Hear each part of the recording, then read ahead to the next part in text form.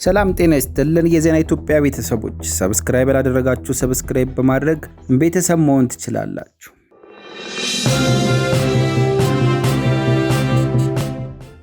የኢራን እስላማዊ ሪፐብሊክ ከፍተኛ ሊቃውንት ጉባኤ አባል ሙሐመድ መዲ ሚርባጊር ቀጣዩን የኢራን ጠቅላይ መሪ ለመሰየም ጽኑና የጋራ ስምምነት ላይ ተደርሷል በማለት አንዳንድ መቋጫ የሚሹ ነገሮች ብቻ መቅረታቸውን ለኢራን አገልግሎት ተናግሯል። ሆኖም ፕሬዝዳንት ትራምፕ ለአሜሪካ ቢቢሲ አጋር ለሆነው ሲቢኤስ ቴሌቪዥን በስልክ በሰጡት ቃለ ምልልስ አሁን እየተነጋገርን ፋብሪኮቻቸው እየፈነዱ ነው፣ ባህር ኃይልም የላቸውም፣ ሰምጦ ከባህር በታች ነው፣ በ6 ቀናት ውስጥ ብቻ 42 መርከቦቻቸው ሰምጠዋል፣ ባህር ኃይልም የላቸውም፣ አየር ኃይላቸውም ጠፍቷል ሲሉ የኢራን ኃይል መዳከሙን ገልጸዋል። ይህ በእንዲህ እንዳለ እስራኤል በቆም ከተማ የሚሰበሰቡት ሊቃውንት ጉባኤ መከታተሏን ገልጻ ተተኪውን መሪ ለመምረጥ የሚደረገውን ስብሰባ የሚሳተፉ በሙሉ ኢላማ ከማድረግ ወደ ኋላ አልልም ስትል አስጠንቅቃለች። በተመሳሳይ ጊዜ በተባበሩት አረብ ኤሚሬቶች ዱባይ ዓለም አቀፍ የአየር ማረፊያ አቅራቢያ በድሮን የተፈጸመ የሚመስል ጥቃት የሚያሳይ ቪዲዮ ተሰራጭቷል።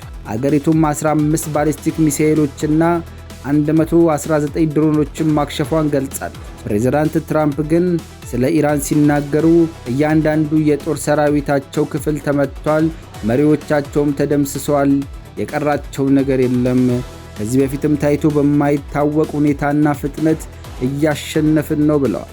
በሌላ በኩል በለንደን የሚገኙ የኢራን አምባሳደር ሰኢድ አሊ ሙሳቪ ዩኬ በዚህ ጥቃት ውስጥ ባትሳተፍ ጥሩ ነው ሲሉ አስጠንቅቀዋል።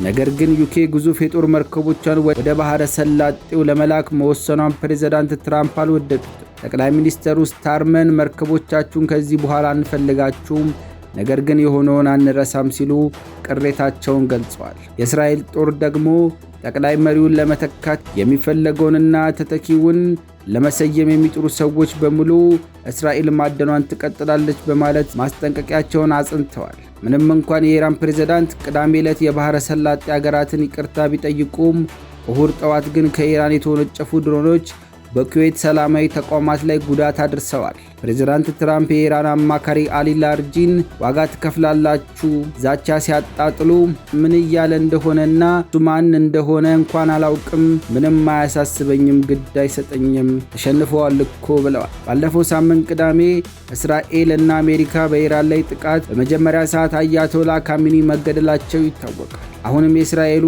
መላውን ኢራን ሌላ ዙር የጥቃት ማዕበል መክፈቱን ገልጾ ሌሊቱን በቴሄራን የሚገኙ ነዳጅ ማጣሪያዎችን መታለች።